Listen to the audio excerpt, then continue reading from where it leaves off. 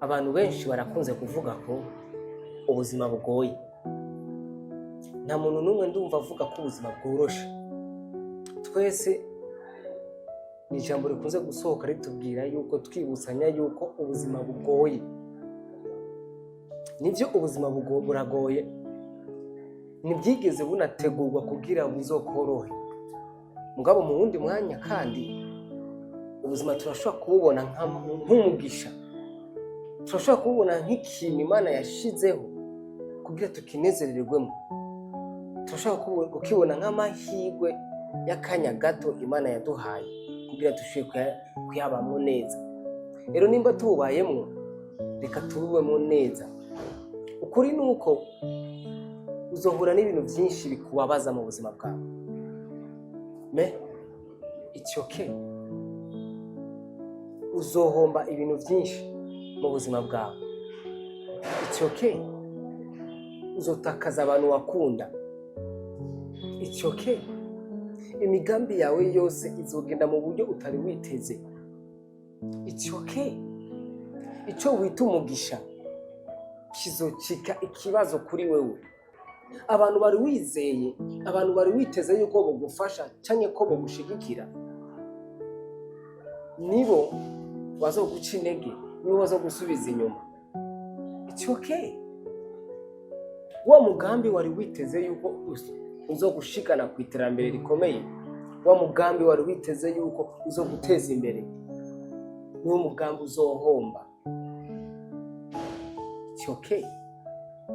Y'amafaranga wari ufise aya nyuma uvuga ati aya niyo agiye kumendera ubuzima, arashobora kuzotakara, it's okay. It's okay kubera ko niwaba muri ivyo bihe uzotahura agaciro k'ibihe byiza bizoza. It's okay kubera ko niwahura n'abari muri ivyo bihe n'ivyo urimo uzoshobora kubatahura ku buryo bizokorohera kubafasha. It's okay kubera yuko niwananirwa uzogira umwete n'ishaka ryo gushobora kuzotsinda ibindi bihe bizoza.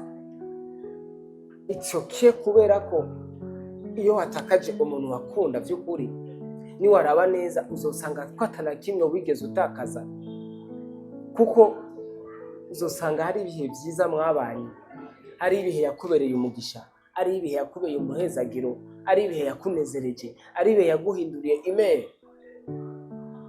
Rero nagomba ndakubwire yuko importe uko ubuzima buzoza bugora bworoha, uzogerageze kubamo neza, kuko nta kintu na kimwe kizotubuza kubamo ubuzima twifuza kubamo mu gihe tuzokwakira ikintu cyose uko kizoza. Rero it's okay kunanirwa, it's okay guhomba, it's okay gutakara, it's okay kwibura, it's okay kumva yuko ibintu byose byakuremereye, it's okay kubura umuntu n'umwe agushigikira ku byo urimo, because uko nibwo buzima kandi uko niko tukwiye kububamo. Uko niko gutahura agaciro k'ibihe byiza, uko niko gutahura agaciro k'ibintu biza biduhindura ubuzima, uko niko gutahura agaciro ka presence y'abantu, kuko ubwo nibwo ubuzima. Parfois biragenda neza, undi mwanya bikagenda nabi. Parfois ibintu byose birayangara ku buryo uburi cyo ufata n'icyo ureka. It's okay. It's okay. It's okay kuko ivyo bihe nivyagaruka uzoba ufise experience yo gushobora kubibamwe. It's okay kuko peu importe uko uzokunguka amafaranga menshi, uzoba ufise experience y'ibihe wabayeho hata amafaranga ufise.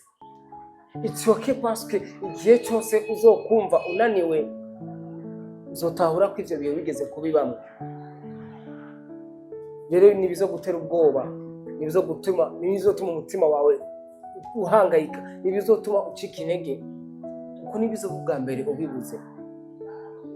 It's okay naho umuntu n'umusaza kubwira ati sindagushaka, nkeneye kumva buri mu buzima, nta na kimwe bizokora kuri wewe, kubera ko uzobuzi peu importe ivyambwiye. Hari ibihe byiza twabaye, ivyo bizotuma utagira ishavu, utagira inzigo, utababara, utagira agahinda muri wewe.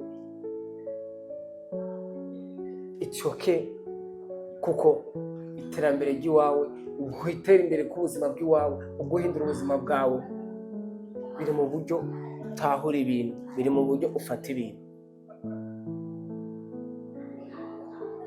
Icoke ko agaciro k'ubuzima bwacu